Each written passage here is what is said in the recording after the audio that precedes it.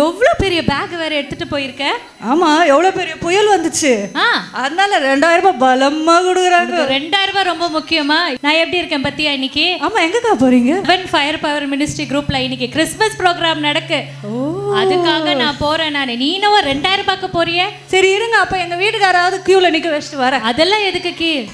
எப்போ பார்த்தா 2000 ரூபாய் ரேஷன் கடைன்னு. அதை விட மேலான ஒன்றுக்கு நான் போகிறேன். நீ என் கூட வா. இங்கே கிறிஸ்மஸ் ப்ரோக்ராம் நடக்குது. எவ்வளோ சந்தோஷமா இருக்கு தெரியுமா? நீ வா கிளாடி. 2000 ரூபாயை மறந்துரு வா. ஓகே அக்கா. அப்பா, இவ்வளோ பெரிய கூட்டமா? ஆமா, வருஷத்துக்கு ஒரு தடவை நாங்க ஃபுல்லா நன்றி சொல்லுவோம். தெரியாதா உனக்கு? அப்படியாக்கா? சரி, எதுக்காக கூடி இருக்காங்க தெரியுமா? எதுக்காக்கா நீங்களே சொல்லுங்க. கிறிஸ்மஸ் ப்ரோக்ராம் நடக்க போது முதலாவது நீ பாத்தீனா வெல்கம் பண்ண வந்திருக்கிறாங்க வளர்மதி தமிழ் அரசி. இதோ தேவனுக்காக முதலாவது வெல்கம் டான்ஸ். ஆமா,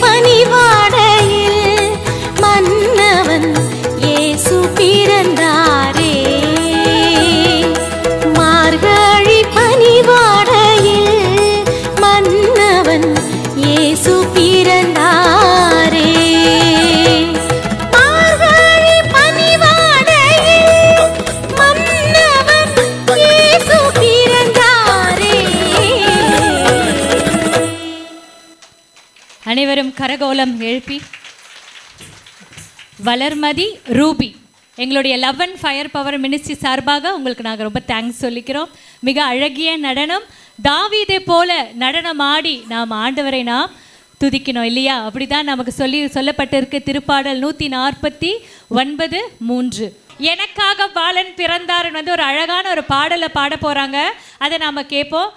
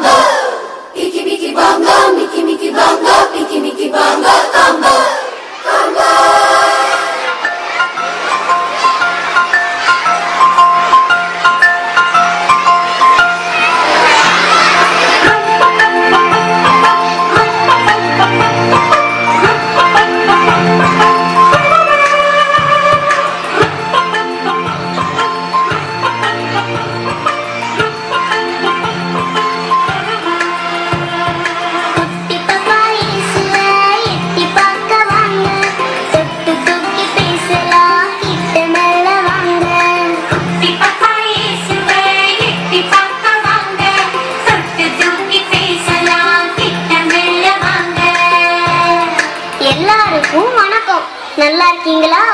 எங்க வந்தீங்க? இயேசு பாப்பாவை பார்க்கத்தானே? தெரியும் எனக்கு. குட்டி இயேசுவை பார்க்கணும்னா ஒரு கண்டிஷன், எல்லாரும் ஒரே நேரத்துல வரக்கூடாது. மாட்டுக்கொட்டாயில இடம் இல்ல, அதனால ஒருத்தராதான் வரணும். சரியா? யார் முதல்ல கூப்பிடலாம்? ஒரு பெரிய கூட்டமே நிக்குது. யார் அது? ஓ, ஆடு மேய்க்கிற இடையர்கள் தானே. முதல்ல இந்த பெரிய கூட்டத்தை அனுப்பி வைப்போம்.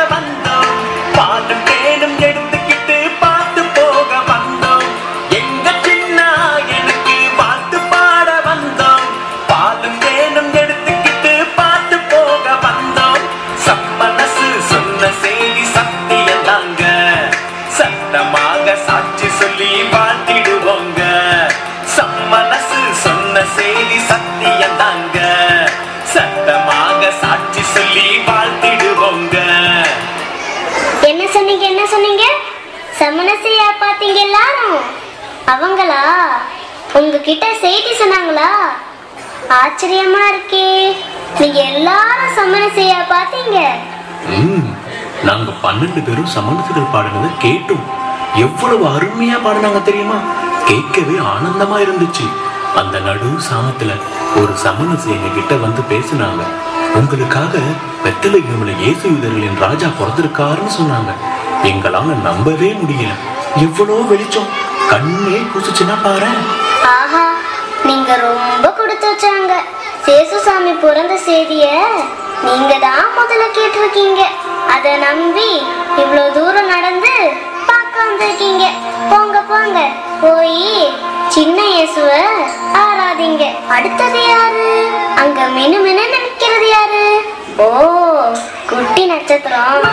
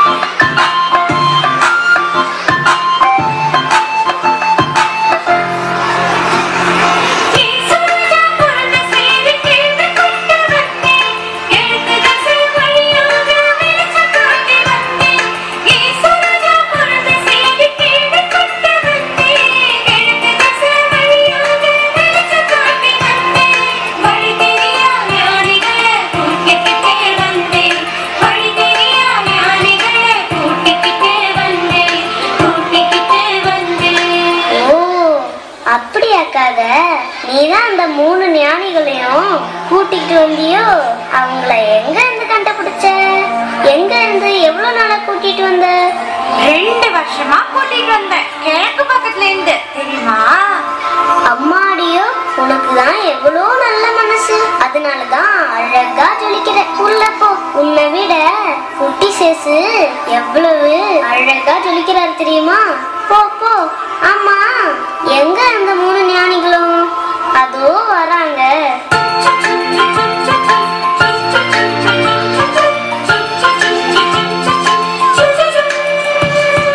அரசர்களே வாங்க, ஞானிகளே வாங்க, எங்கிருந்து வந்தீங்க, எங்கிருந்து வந்தீங்க? இயேசுவுக்கு என்ன கொண்டு வந்தீங்க, என்ன கொண்டு வந்தீங்க, என்ன கொண்டு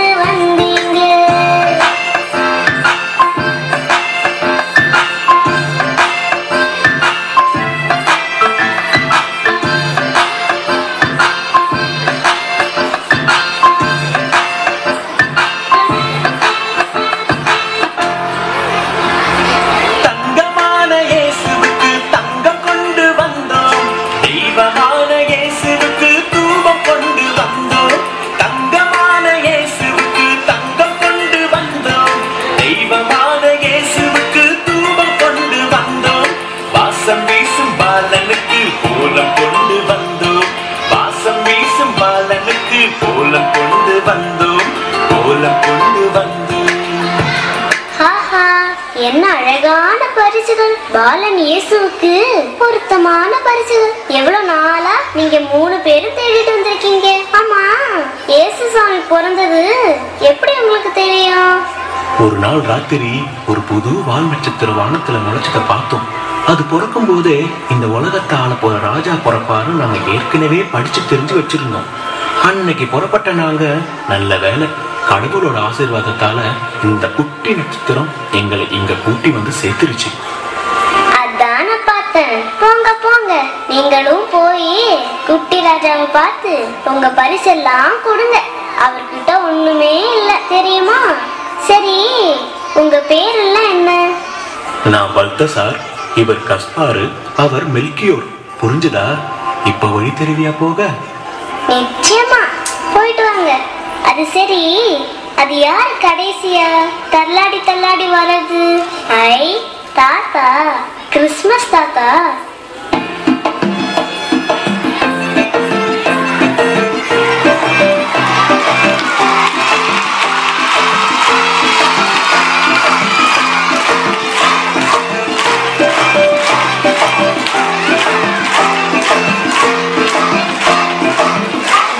தாத்தா, எவ்வளவு சூப்பரா ஆடுறீங்க.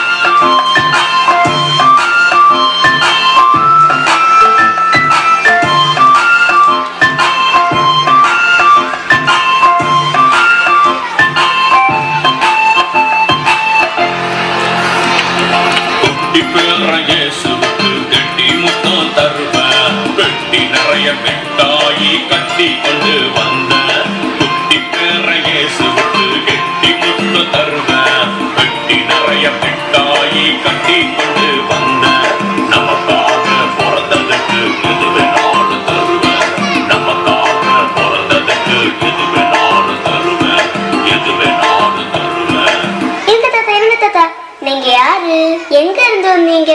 நீங்க எதுக்காக வந்தீங்கன்னு சொல்லிட்டு எனக்கு மிட்டாய் கொடுத்தாதான் உங்களை விடுவேன். அப்படியா? என் பேரு நிக்கோலஸ், தெரியுமா? என் சொந்த நாடு துருக்கி நாடு. எப்ப பிறந்தேன்னு தெரியுமா? 9ஆம் நூற்றாண்டுல பிறந்தேன்னா. இந்த குடி, உனக்கு கை நிறைய சாக்லேட். பாக்கி எல்லாம் என் சின்ன பேரன் இயேசுவுக்கு. வரட்டுமா? பாத்தீங்களா, எங்க இருந்தெல்லாம் இயேசுசாமியை பார்க்க வந்திருக்காங்க. யாரெல்லாம் பார்க்க வந்திருக்காங்க? நீங்க பார்க்க போகலையா? போவீங்க தானே, எனக்கு தெரியும். ஆனா குட்டி பாப்பா இயேசு எங்க இருந்து வந்தாருன்னு தெரியுமா? என்ன கொண்டு வந்தாருன்னு தெரியுமா?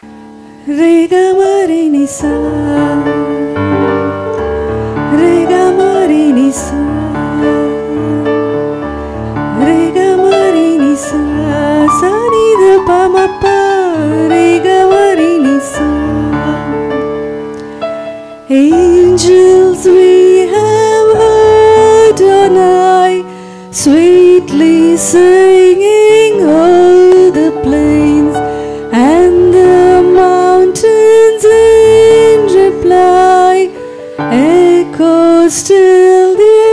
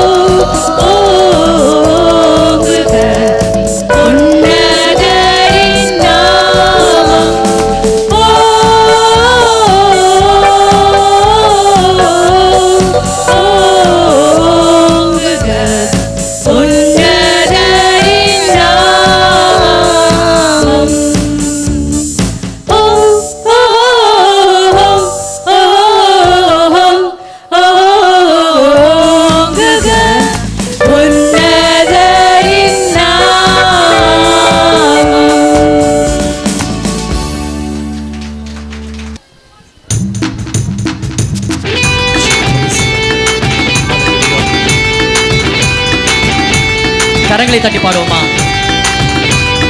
தேங்க்யூ.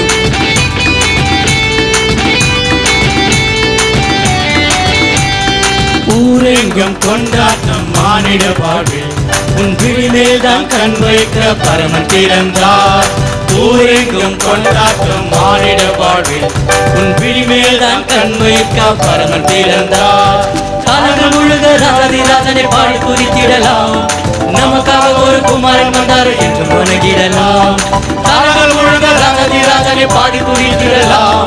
நமக்காக ஒரு குமாரன் வந்தார் என்று வணங்கிடலாம்.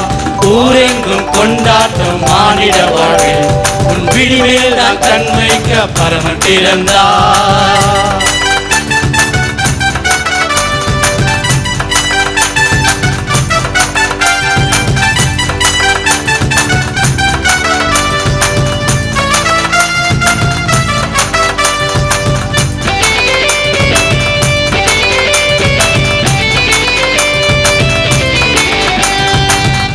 கண்டிரலாம் மறக்கும் இந்த நாள் சோக வாழ்வினை போக்கும் இந்த நாள். அவளை கண்டிரலாம் மறக்கும் இந்த நாள் சோக வாழ்வினை போக்கும் இந்த நாள். காலங்கள் முழுக ராஜாதிராஜனை பாடி துதித்திடலாம். நமக்காக ஒரு குமாரன் வந்தார் என்று வணங்கிடலாம். காலங்கள் முழுக ராஜாதிராஜனை பாடி துதித்திடலாம். நமக்காக ஒரு குமாரன் வந்தார் என்று வணங்கிடலாம். ஊரெங்கும் கொண்டாட்டம் மானிட வாழ்வில் உன் விழிமேல் தான் கண் வைக்க பரமன் பிறந்தார்.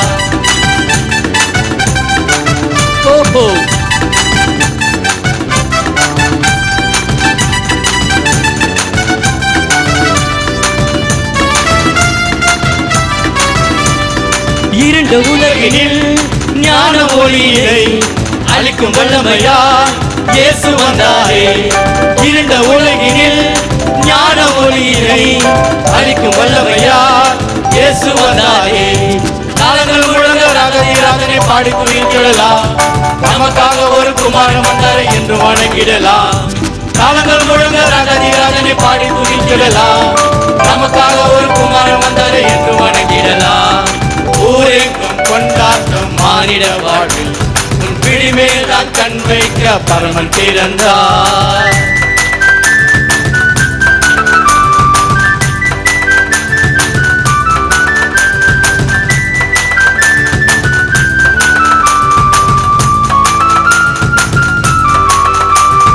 பாதுகாக்கவே காவல் தெய்வமாய் அவர் சேட்டையின் காக்க பிறந்த தேவனாம்.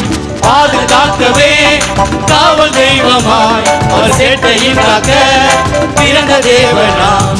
காலங்கள் முழுக ராஜாதிராஜனை பாடி துதித்திடலாம்.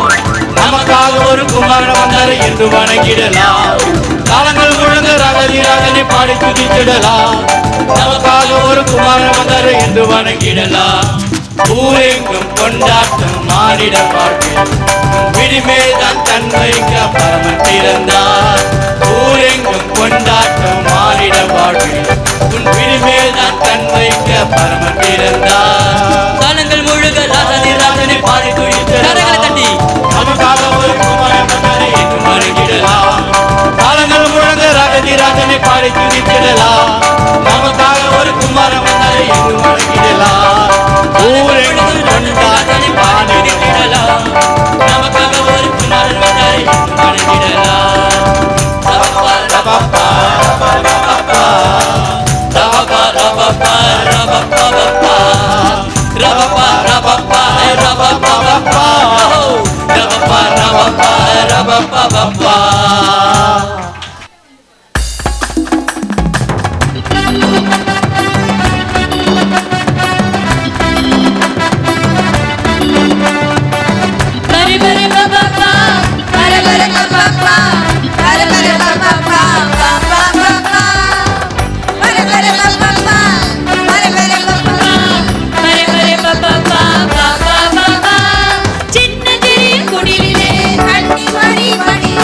குழந்தை இயேசு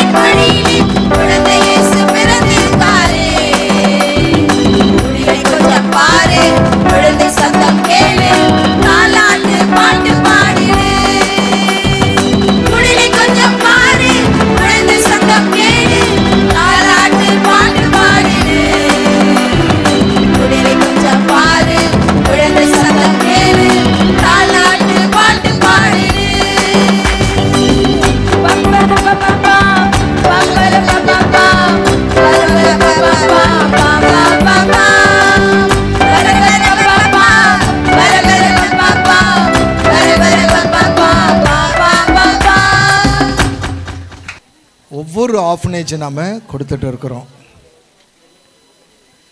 600 மூல வளர்ச்சி இல்லாத பிள்ளைகளுக்கு கொடுத்துருக்குறோம்.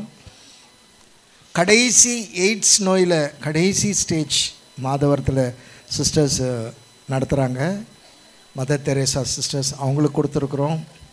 டெஃப் அண்ட் டெம், பிளைண்டு, அதே போல் ரொம்ப குட்டி குழந்தைங்க, இந்த குழந்தைங்களுக்கெல்லாம் பிறந்த குழந்தைங்களுக்கெல்லாம் நம்ம கொடுத்துருக்குறோம் கேரளாவில். ஒரு நிமிஷம் சைலண்ட்டாக இருக்கிறீங்களா? கொஞ்சம் ப்ளீஸ் நான் சொல்கிறேன், கொஞ்சம் ப்ளீஸ். நம்ம அப்போ தான் நான் சொல்கிறது என்னன்னு உங்களுக்கு கேட்கும்.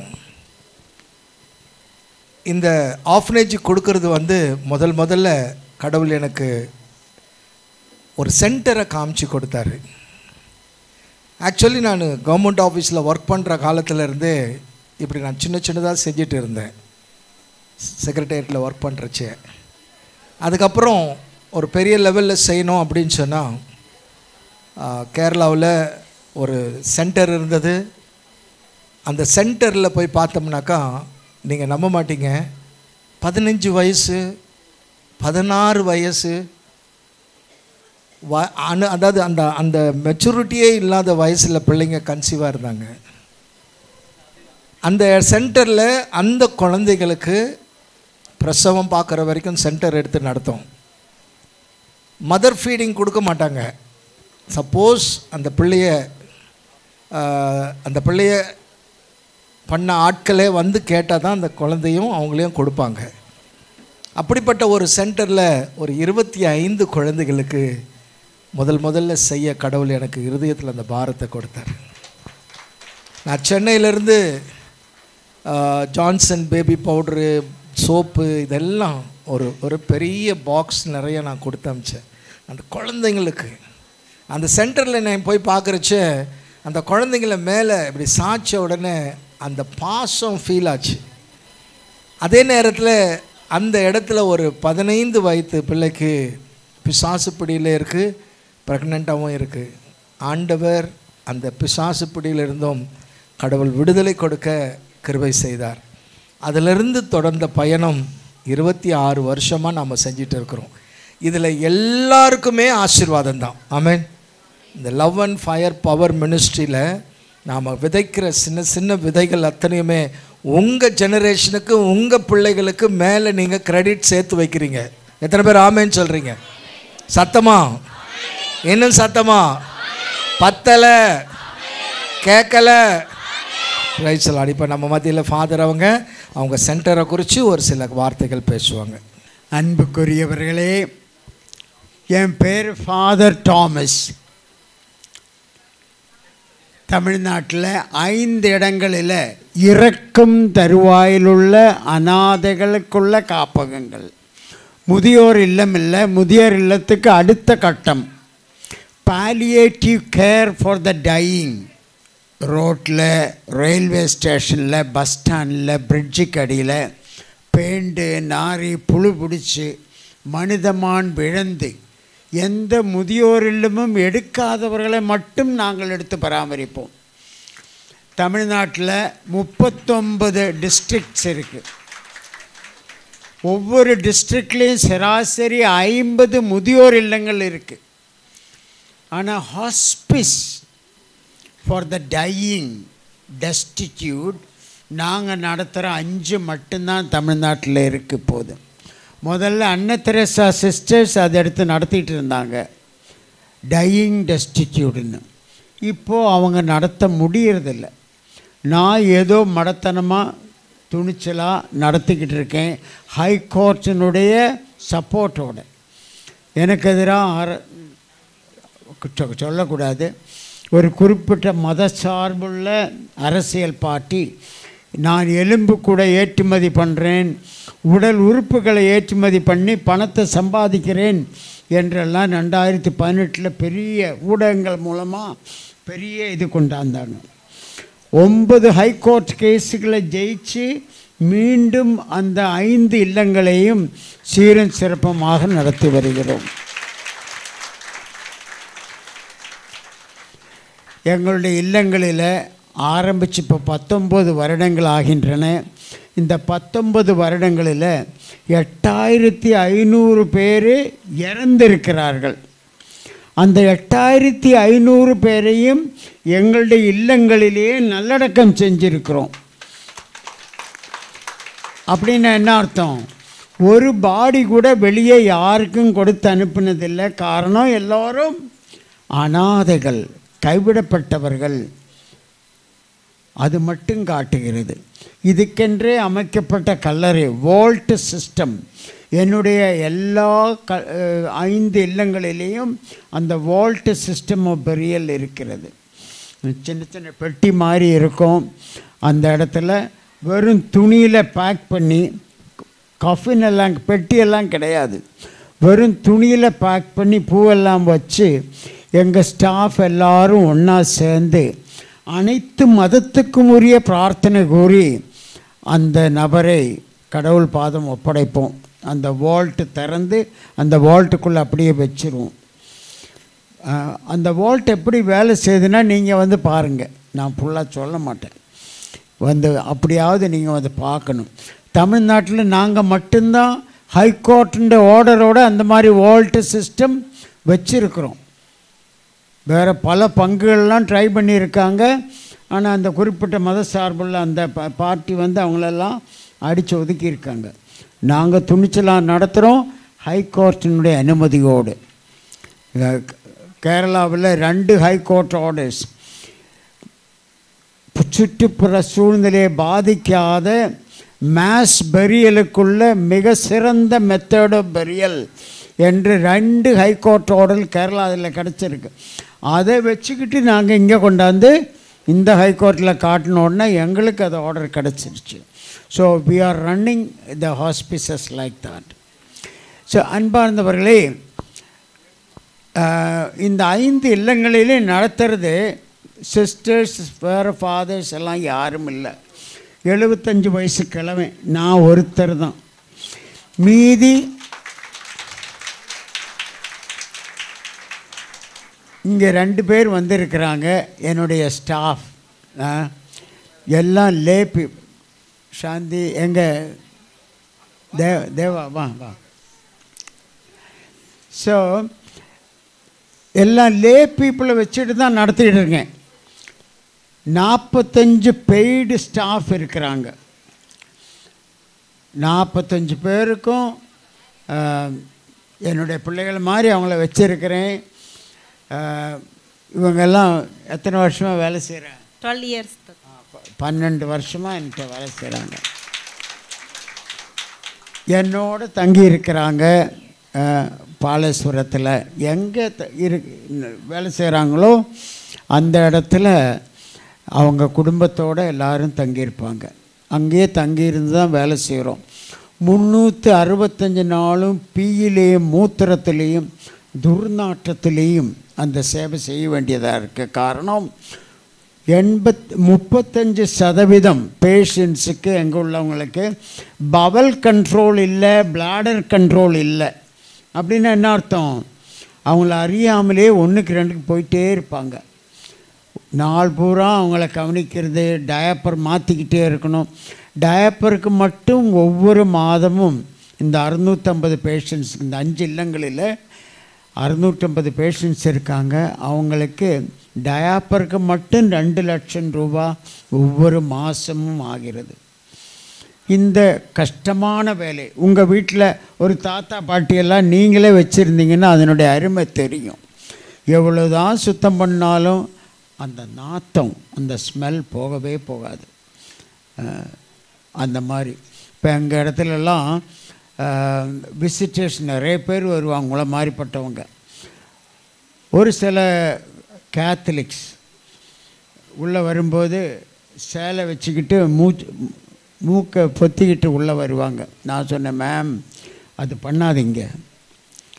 அங்கே இருக்கிறவங்களுக்கு அது கஷ்டமாக இருக்கும் மனசில். ஆஃப்டர் ஆல் நம்ம இப்போ கொண்டாடுறது என்ன விழா? கிறிஸ்மஸ் விழா. முதல் கிறிஸ்மஸ் எங்கே இருந்தது? மாட்டு தொழுவத்தில், நாற்றம் துர்நாற்றம் பிடிச்ச ஒரு இடத்துல. ஈக்கள், புழுக்கள், கொசு, எல்லாமே ஈக்கள் எல்லாமே இருந்த இடத்துல தான் இறைவனே மனிதனாக பிறந்தார். அந்த நற்செய்தி முதலாவது அறிவிக்கப்பட்டது யாருக்கு? இடையர்களுக்கு. சமுதாயத்தில் ஓட்டுரிமை, நம்ம ஓட்டுரிமைன்னு சொல்கிறோம் இல்லையா, அந்த ஓட்டுரிமை அவங்களுக்கு கிடையாது. அப்போது அவங்க ஒதுக்கப்பட்டவர்கள், தாழ்த்தப்பட்டவர்கள். அப்படிப்பட்டவர்களுக்கு தான் அந்த நற்செய்தி முதலாக அறிவிக்கப்பட்டது.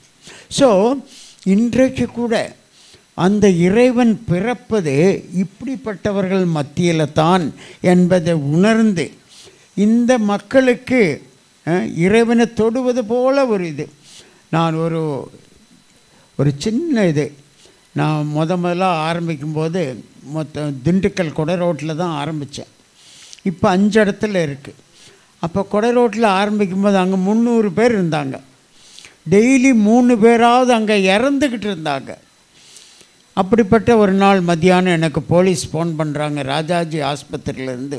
ஃபாதர், ஆஸ்பத்திரிக்கு வெளியே 2 பெண்கள் கிடக்கிறாங்க, அவங்க இறந்துட்டாங்க, அது முடியாமல் கிடக்கிறாங்க, நீங்கள் வந்து கூட்டிகிட்டு போகிறீங்களான்னு. நானே ஆம்புலன்ஸ் ஓட்டிகிட்டு அங்கே போய் ஒரு ஆளை பிக்கப் பண்ணி 2வது ஆளை பிக்கப் பண்ணிகிட்டு இருக்கும்போது ஒரு பெண்மணி என் பின்னால் வந்து தோளில் தொட்டு, சார், அந்த ஆஸ்பத்திரிக்கு பின்பக்கம் இருக்கிற அந்த குறுகிய ரோட்டில் ஒரு பெண்மணி கிடக்கிறாள், அவள் இறந்துட்டாங்கன்னு நினைக்கிறேன், இருந்தாலும் போய் பாருங்கன்னாங்க.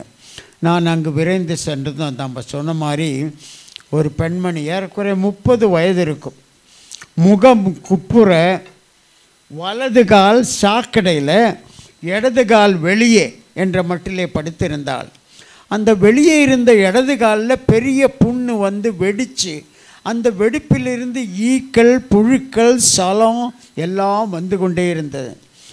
பல நாட்களாக அந்த இடத்துலையே கிடந்த அவள் டாய்லெட்டெல்லாம் அங்கே தான் போட்டு, என்னவோ துர்நாற்றம். ஆனால் துர்நாற்றமெல்லாம் எனக்கெல்லாம் பெருசில்லை. எனவே நான் அவள் பக்கம் போய் பார்க்கும்போது அவள் இன்னும் உயிரோடு இருப்பதை கண்டு அவள் முகத்தை என் பக்கமாக திருப்பிக்கிட்டேன். அப்போ அவள் மெல்லிய குரல்லே தமிழிலே கெஞ்சினா, ஐயா என்னங்க விட்டுருங்கய்யா, நான் இங்கே செத்துறேயா என்று. நான் ஒரு போலீஸ்காரர், அந்த இடத்த விட்டு துரத்துறேன் என்று நினச்சி சொன்னதை பார்த்து நான் சொன்னேன், அம்மா நான் போலீஸ்காரர் இல்லை, உன்னை வாழ வைக்க வந்திருக்கிறேன், உன்னை எடுத்து என்னுடைய இல்லத்தை கொண்டு போய் கடைசி வரை உன்னை பராமரிப்பேன், தைரியமா எங்கூட வா என்று அக்கம் பக்கத்தில் இருந்தவங்களோட உதவியோடு அவளை எங்கள் ஆம்புலன்ஸில் ஏற்றி வச்சு எங்கள் இடத்துக்கு கொண்டு வந்தோம். எங்கள் இடத்துக்கு வரும்போது இப்படிப்பட்ட இளம் பெண்கள் எங்கள் ஸ்டாஃப் என்ன செய்வாங்கன்னா, அவங்க முடி சடை எல்லாத்தையும் அப்புறப்படுத்தி அழுக்கு பிடிச்ச ஆடையை கழட்டி குளிப்பாட்டி, சுடுதண்ணியில் குளிப்பாட்டி, புண்ணுக்கெல்லாம் மருந்து வச்சு கட்டி, கொஞ்சம் ட்ரிப்ஸ் எல்லாம் ஏற்றும் போது ஒரு சிலர் கொஞ்சம் தெம்போடு வருவார்கள். ஆனால் என்னுடைய அனுபவத்திலிருந்து 3வது நாங்கள் தூக்கின அந்த பெண்மணி கவிதா, அவள் பெயர். கவிதா நிச்சயமாக தாக்கு பிடிக்க மாட்டாள், அவள் கூடிய சீக்கிரம் இறந்து விடுவாள் என்றது எனக்கு தெரிஞ்சது. காரணம், அவளுக்கு இருந்த நோய் செப்டசீமியா. உங்களில் டாக்டர்ஸ், நர்சஸ் யாராக இருந்தால் தெரியும். செப்டசீமியா என்றால் நம் உடம்பில் ஒரு பெரிய புண்ணு வந்து அந்த புண்ணை நம்ம ஆன்டிபயோட்டிக்ஸ் வச்சு ட்ரீட் பண்ணலை என்றால் அந்த புண்ணு நம்ம உடம்பில் பாய்சனஸ், ரத்தத்தை பூரா பாய்சனஸாக மாற்றி செப்டசீமியா நமக்குள்ளே வந்து அந்த ஆள் இறந்துடுவாங்க. ஸோ கவிதா செப்டசீமியாவில் கடைசி கட்டத்தில் இருக்கிறாள் என்பதை உணர்ந்து அப்படிப்பட்டவர்களிடம் கேட்கின்ற கேள்வி நான் கவிதாவிடம் கேட்டேன், கவிதா உனக்கு என்ன வேணும்னாலும் கேளு, நான் தரேன்.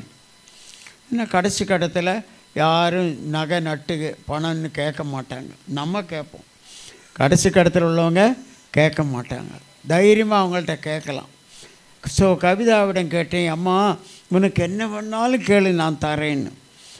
வழக்கமாக என்ன கேட்பாங்க, வாய்க்கு ருசியாக ஒரு பலகாரம், ஒரு கூல்ட்ரிங்க், ஒரு டம்ளர் மோர், இப்படியெல்லாம் கேட்பாங்க. கவிதா கேட்டால், ஃபாதர் வாழைப்பழம் இருந்தால் ஒன்று கொடுங்க, ஆசையாக இருக்குன்னு. கடைசி ஆசை. சீக்கிரமாக டைனிங் ஹாலில் போய் ஒரு வாழைப்பழத்தை கொண்டாந்து தோலை உரித்து ஒரு துண்டை அறுத்து அவள் வாயிலே போட முயற்சித்தேன். அப்போ தான் என் மடமை நானே உணர்ந்துக்கிட்டேன். அவளால் வாயை திறக்க முடியலை. பல நாட்களாக உணவுண்ட அந்த வாய், அந்த தாடை ரெண்டும் ஒட்டிக்கிட்டு இருந்துருச்சு, ஒன்றும் மென்ன முடியாது. எனவே உதடில் இருந்த அந்த துண்டை மீண்டும் என் கையில் எடுத்து நல்லா பிணைஞ்சு ஒரு தாய் தன்னுடைய குழந்தையை ஊட்டுவது போல் கொஞ்சம் கொஞ்சமாக பல்லில் தேய்ச்சி விட்டேன். அவளும் ருசித்து இறக்கிக்கிட்டு இருந்தாள். அப்படி இறக்கிட்டு இருக்கும்போதெல்லாம் என் கண்களையே பார்த்து கொண்டிருந்தாள். அந்த கண்கள் கூடிய சீக்கிரம் நீர் பெருக்கெடுத்தது. தேம்பி தேம்பி அழ ஆரம்பித்தாள். என்னுடைய வலது கையில் என்ன இருந்தது? பனானா. இடது கை ஃப்ரீயாக இருந்தது. அந்த இடது கையை கட்டி பிடிச்சிக்கிட்டு ஒரே முத்தம். வாழைப்பழம் கண்ணீர் கலந்த அந்த கலவையை என்னுடைய வெள்ளை அங்கியிலே அவள் மெழுகி வைத்தாள். எனக்கும் கஷ்டமாக இருந்தது. எப்படியோ பிடியிலிருந்து என்னை விடுவித்து கொண்டு சீக்கிரமாக எங்கள் ஸ்டாஃபுக்கு நான் ஒரு பூசை வைக்கிறதுக்காக வேகமாக போய் சீக்கிரமாக பூசை வச்சு, சேர்மன் ஒன்றும் கொடுக்காம சீக்கிரமாக பூசை வச்சுட்டு, கவிதா இறக்கிறதுக்கு முன்னால் அவளை பற்றி அதிகமாக தெரிந்து கொள்ள வேண்டும். அவள் கணவன் இருக்கிறார்களா, குட்டி குழந்தைகள்லாம் இருக்கிறாங்களா என்றெல்லாம் தெரிந்து கொள்ளலாம், எங்கே இருக்கார்கள் என்றெல்லாம் தெரிந்து கொள்ளலாம் என்று அவளுக்கு பெட்டு பக்கம் வந்து பார்க்கும்போது கவிதா இறந்து கிடப்பதை கண்டேன். அன்பார்ந்தவர்களே, கவிதா என்னோடு மேக்சிமம் 2 மணி நேரம்தான் இருந்தாள். அந்த 2 மணி நேரமும் ஒரு தனிப்பட்ட இறை அனுபவமாக எனக்கு இருந்தது. சாக்ரமெண்டல் எக்ஸ்பீரியன்ஸ் என்று சொல்வார்கள். ஒரு தேவதரி அனுமானமே நான் தொட்டது மாதிரியும், கடவுளை தொட்டது மாதிரியும், கடவுளால் தொடப்பட்டது மாதிரியும் ஒரு அனுபவம். இதுக்கு முன்னால் எத்தனையோ பேருக்கு நான் கடைசி நேரத்தில் உதவி செஞ்சுருக்கேன். ஆனால் அந்த உணர்ச்சி வந்ததில்லை.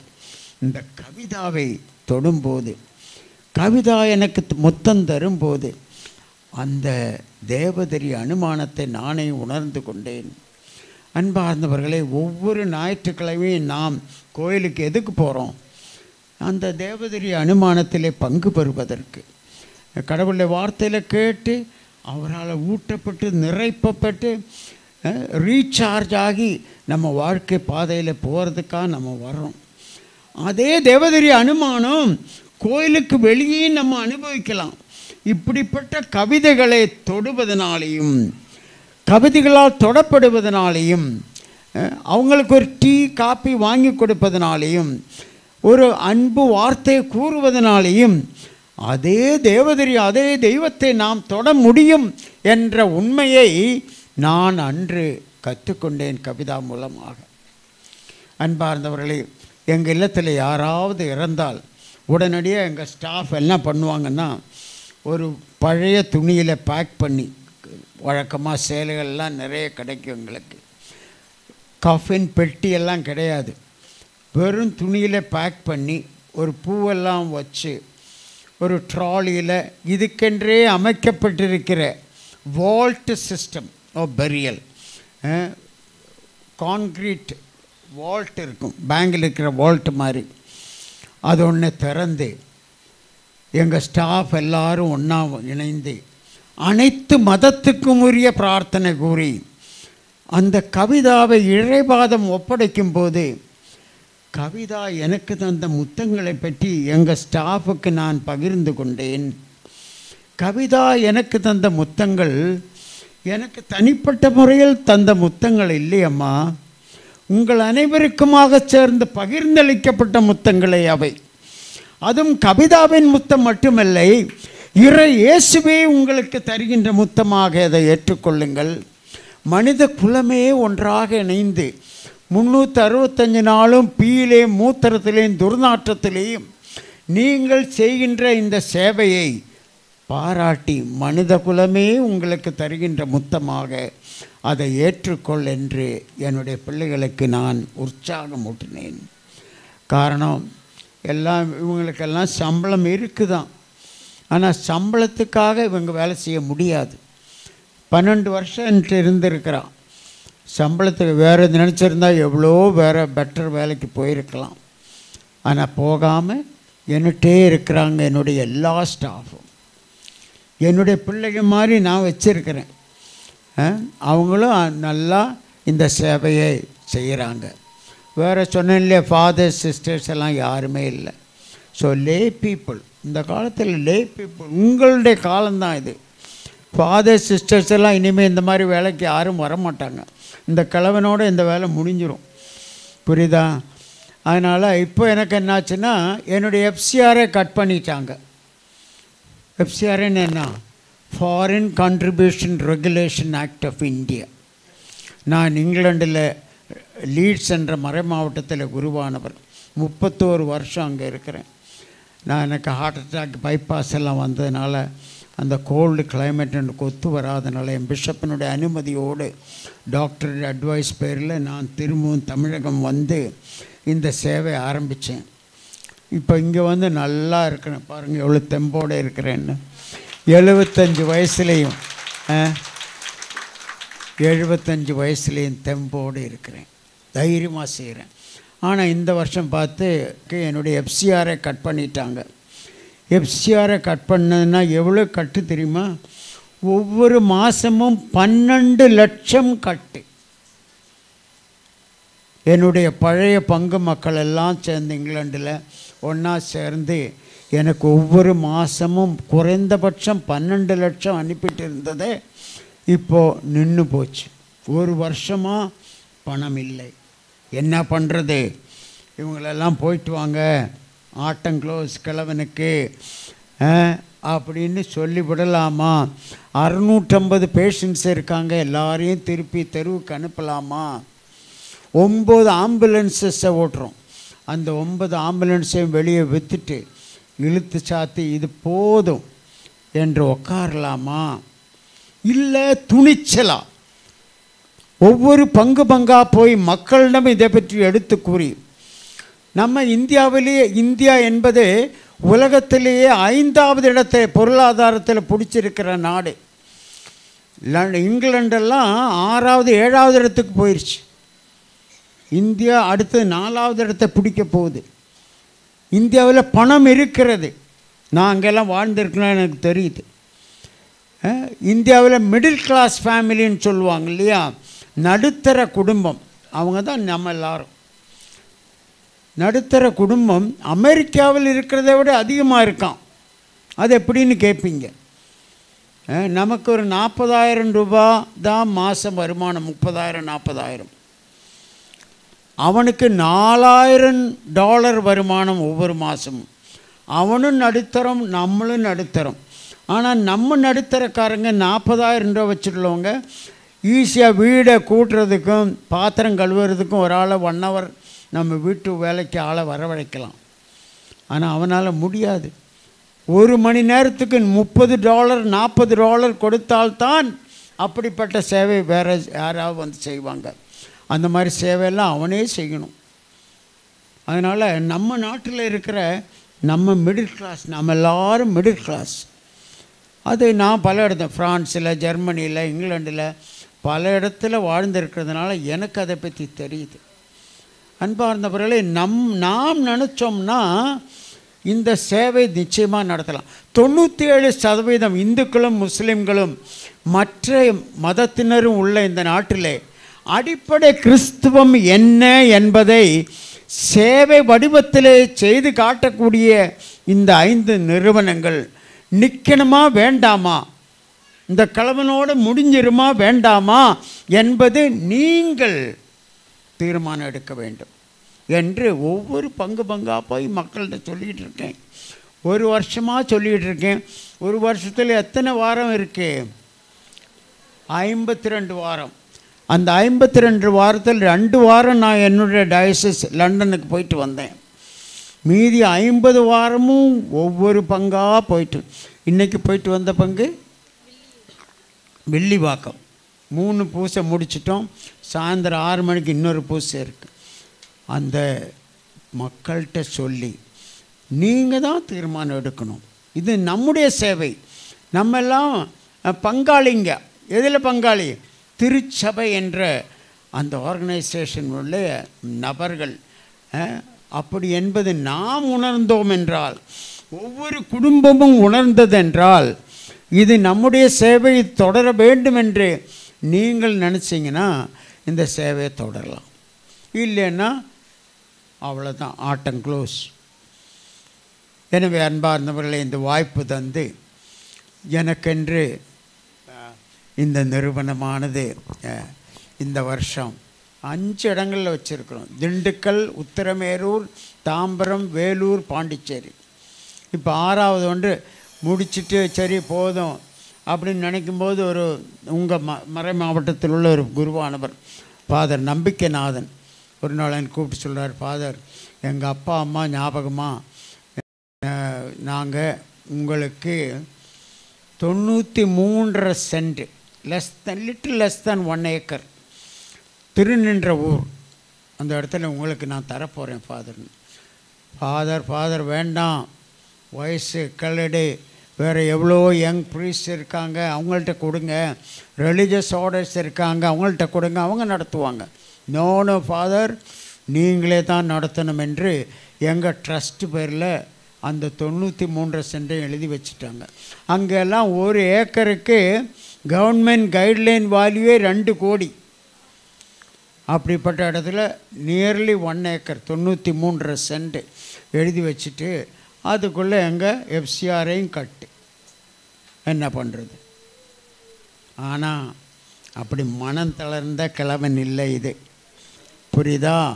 துணிச்சலாக தைரியமாக அந்த இடத்துல 30 லட்சம் செலவு பண்ணி மண் அடித்து லெவல் பண்ணி இப்போ காம்பவுண்ட் சுவர் எழுப்பி அந்த இடத்துல இன்னொரு நிறுவனம் கட்ட போகிறோம். கட்ட முடியும். கடவுள் அந்த லேண்டு கொடுத்தாருன்னா சும்மா கொடுத்துருக்க மாட்டார். எஃப்சிஆரை கட்டாகும், என்ன கட்டானாலும் பரவாயில்லை, தருவதற்கு ஆள் நிச்சயமாக நம்ம இந்தியாவில் இருக்கிறது, தருவார்கள், கட்டி முடிக்கலாம் என்ற நம்பிக்கை எனக்கு இருக்கிறது. எனவே அன்பார்ந்த இறைமக்களை, இந்த வாய்ப்பு தந்து உங்களிடம் என்னுடைய இல்ல சேவையை பற்றி பகிர்ந்து கொள்ள வாய்ப்பு தந்தமைக்கு எனது மனமார்ந்த நன்றி சொல்லி விடைபெறுகிறேன். நன்றி. Thank you father.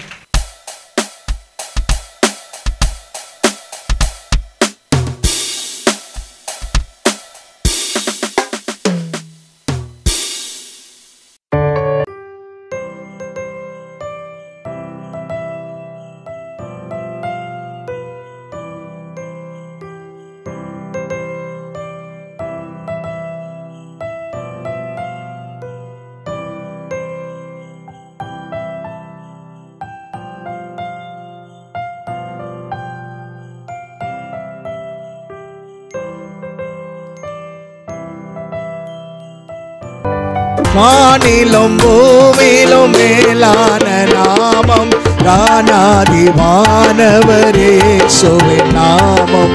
வானிலும் மேலான நாமம் வானாதிவானவரே சுவின் நாமம்.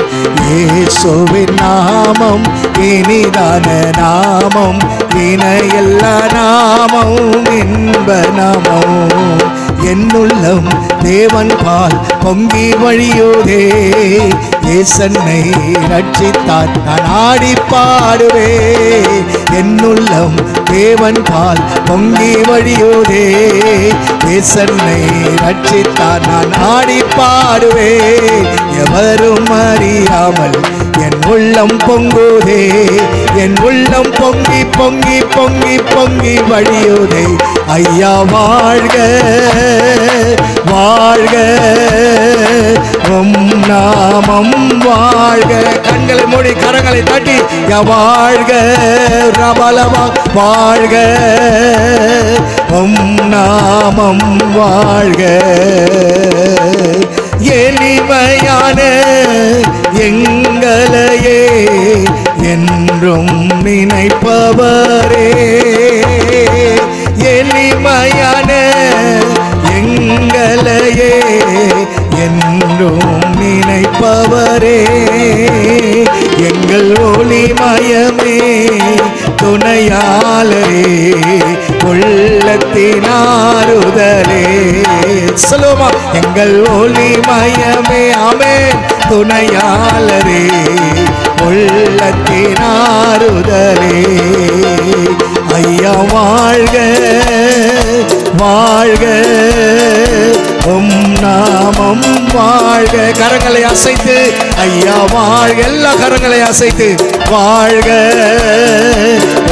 நாமம் வாழ்க வல்லமை உண்டு உண்டு அற்புத வல்லமை இயேசுவே இரத்தத்தால் வல்லமை உண்டு உண்டு அற்புத வல்லமை ஆட்டுக்கோட்டியின் இரத்தத்தினால் வல்லமை உண்டு உண்டு அற்புத வல்லமை இயேசுவே இரத்தத்தால் வல்லமை உண்டு உண்டு அற்புத வல்லமை ஆட்டுக்கோட்டையின் இரத்தத்தினால் பொழிந்திடும் வல்லமை உன்னதத்தின் வல்லமை ஆவியின் வல்லமை அக்கினியின் வல்லமை பொழிந்திடும் வல்லமை உன்னதத்தின் வல்லமை ஆவியின் வல்லமை அக்கினியின் வல்லமை ஊற்றப்பட வேண்டுமே உன்னதத்தின் ஆவி உயிர்ப்பிக்க வேண்டும் எங்கள் தேவா முன்மாரியாக அன்பு பொழிந்திட்ட ஆவியே பின்மாரியாக இன்று நிறைந்திடுமே ஊற்றப்பட வேண்டுமே உன்னதத்தின் ஆவி உயிர்ப்பிக்க வேண்டும் எங்கள் தேவா முன்மாரியான அன்பு பொழிந்திட்ட ஆவியே பின்மாரியாக என்று பொழிந்திடுமே எண்ணெய் அபிஷேகமே என் தலையை நனைக்க ஆவியில் நிரப்புமே பாத்திரம் வழிந்தோட நீச்சலாட மூழ்கியே நேசரன்பில் மகிழ